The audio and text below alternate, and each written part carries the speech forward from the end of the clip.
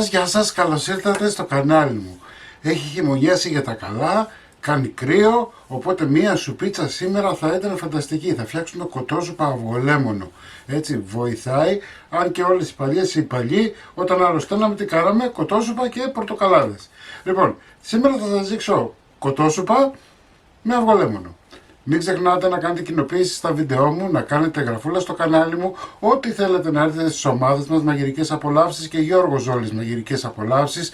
Γράψτε μου ένα σχόλιο, αν σας άρεσε η συνταγή, αφήστε μου μια καρδούλα γιατί με βοηθάτε πάρα πολύ με αυτό. Και τώρα πάμε να σας δείξω την εκτέλεση και τα υλικά. Το κοτόπουλο είναι από τα μόνα υλικά που θέλουν λίγο προσοχή, έτσι. Οπότε φοράμε γάντια, το κοτόπουλο δεν το ακουμπάμε σε ξύλινες επιφάνειες. Έτσι, γιατί τα μικρόβια που μπορεί να έχει ένα κοτόπουλο δεν φεύγουν από ξύλινες επιφάνειες. Δεν το πλένουμε, να πετσιλάμε τον κόσμο όλο και να γεμίζουμε τον κόσμο όλο με μικρόβια. Οπότε, σε ένα μπολ, εδώ αν θέλετε να το πλύνετε, μπορείτε να το πλύνετε αφού έχετε βάλει νερό και να το κάνετε όπως θέλετε. Προσεκτικά όμως, να μην πασαλεύετε τον κόσμο όλο, έτσι, γιατί σίγουρα το κοτόπουλο έχει κάποια μικρόβια τα οποία δεν τα θέλουμε να τα έχουμε στο σπίτι. Λοιπόν, σε μία κατσαρόλα θα βάλω το κοτόπουλό μου. Εγώ το έχω πλύνει καλά και το έχω στραγγίξει. Βάζουμε το κοτόπουλο μέσα, βγάζουμε τα γάντια, δεν υπάρχει λόγος πλέον γιατί δεν θα το ξαναπιάσουμε ομό. Εδώ έχω καρότα, θα τα βάλω μέσα, ωραία. Θέλουμε να βράσουν τα χοντροκόβω γιατί θα τα ψιλοκόψω μετά, έτσι θέλω να είναι ολόκληρα. Και όταν μιλάμε για σούπα κοτόπουλο αυγολέμονο δεν το θωρακίζουμε, δεν το τηγανίζουμε. Υποτίθεται ότι φτιάχνουμε μια σούπα για να τη δώσουμε σε κάποιον άρρωστο ή για να ηρεμήσει λίγο το μέσα μας. Αν πιάσετε να τσιγαρίσετε, να θωρακίσετε με λάδι το κοτόπουλο, καταλαβαίνετε ότι γίνεται 5 φορές πιο βαρύ από ό,τι είναι τώρα. Λοιπόν, όπως είναι τώρα θα προσθέσω μισό ποτηράκι του κρασιού ελαιόλαδο. Θα βάλω νερό, περίπου 2 λίτρα.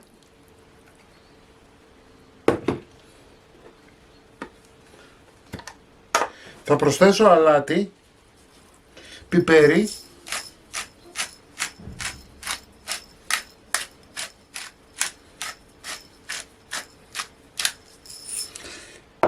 και ένα υλικό το οποίο είναι καλό για γρίπη, αντιφλεγμονώδη, είναι ο κουρκουμάς. Θα βάλουμε λίγο λοιπόν κουρκουμά, όχι πάρα πολύ, τόσο όσο για χρώμα, αλλά και για βοήθεια στον οργανισμό. Πάμε για βράσιμο. Λοιπόν, έχει ξεκινήσει ο βρασμός. Να σας πω 2 πράγματα. Το λάδι που έβαλα, το έβαλα για να μην βγάλει αυτόν τον καφέ τον άσχημο αφρό. Κάνει ένα κάλυμα από πάνω, έτσι, και δεν αφήνει να βγάλει αυτόν τον άσχημο καφέ αφρό που βγάζει. Εάν παρόλα αυτά σας βγάλει, μπορείτε να το ξαφρίσετε βάζοντας με ένα σωροκεράκι λίγο και βγάζετε ό,τι δεν σας αρέσει. Το αφήνουμε να βράσει έτσι για μισή ώρα. Έτσι. Λοιπόν, 10 λεπτά μετά έχει αρχίσει και βράζει για τα καλά. Βλέπετε αυτό εδώ, αν θέλετε το αφαιρείτε.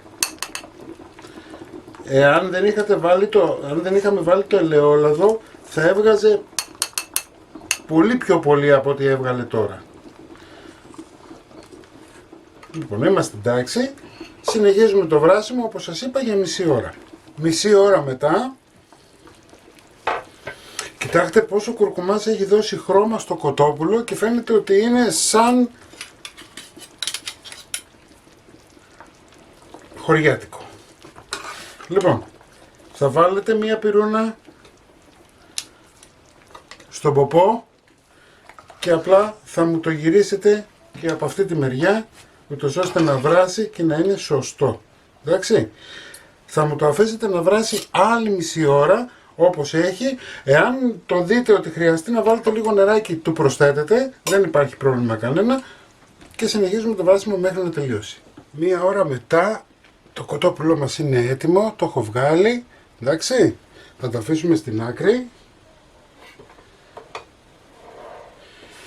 Και τώρα θα ρίξουμε μέσα το ζυμαρικό μας ή το ρύζι μας. Μπορείτε να βάλετε ρύζι Καρολίνα, αυτό που είναι γεμιστά.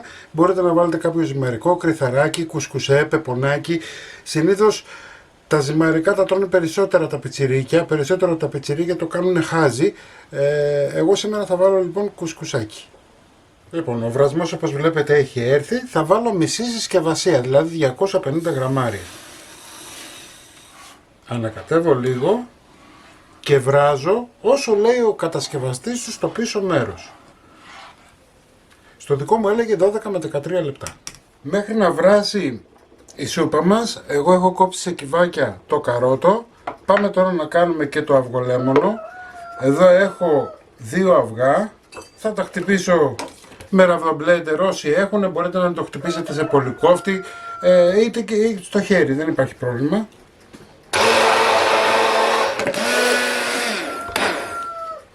Λοιπόν, εδώ έχω χυμό λεμόνι, είναι από 1 με 2 λεμόνια, το κάνετε όσο ξινό θέλετε εσείς. Καλό είναι στην αρχή να βάλετε λιγότερο και αν δείτε μετά στη γεύση ότι χρειάζεται κι άλλο μπορείτε να βάλετε πλέον στη σούπα.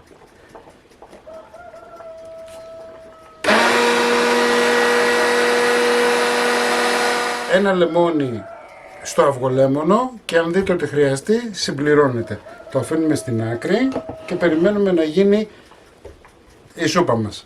Τώρα, μπορείτε να πάρετε το κοτόπουλο και να το ξεκοκαλίσετε. Δηλαδή να βγάλετε το κρέας και να αφήσετε να το βάλετε μέσα στη σούπα. Αυτό είναι ανάλογα στην κρίση του καθενός. Η σούπα μας είναι έτοιμη. Κοιτάξτε ωραίο λαδάκι που έχει βγάλει έτσι το κοτόπουλο. Λοιπόν, χτυπάμε στο χαμηλό.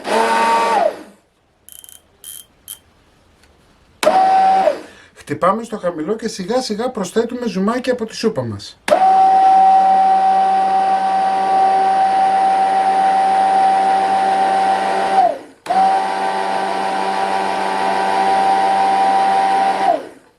Γιατί το κάνουμε αυτό? Γιατί δεν θέλουμε να βράσει το αυγό.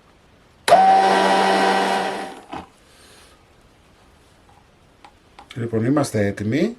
Λοιπόν, πάμε σιγά σιγά, ρίχνουμε και ανακατεύουμε.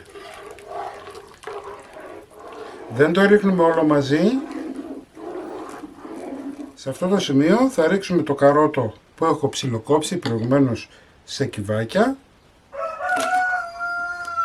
Και τώρα, εφόσον είναι έτοιμη η σουπίτσα μας, θα τη σκεπάσουμε και θα την αφήσουμε να σταθεί για 1 δεκάλεπτο, έτσι, να κάτσει λίγο το αυγολέμονο για να μπορέσουμε να σερβίρουμε. Σερβιρισμένο και έτοιμο θα το δείτε στην αρχή του βίντεο. Εσείς μην ξεχνάτε να κάνετε κοινοποιήσεις στο βίντεό μου, να κάνετε εγγραφή στο κανάλι μου γιατί είναι δωρεάν. Ό,τι θέλετε να έρθετε στις ομάδες μου Μαγειρικές Απολαύσεις και Γιώργος Ζώρης Μαγειρικές Απολαύσεις και εμείς θα τα ξαναπούμε σύντομα με ένα επόμενο βίντεο. Να είστε καλά, γεια χαρά σας.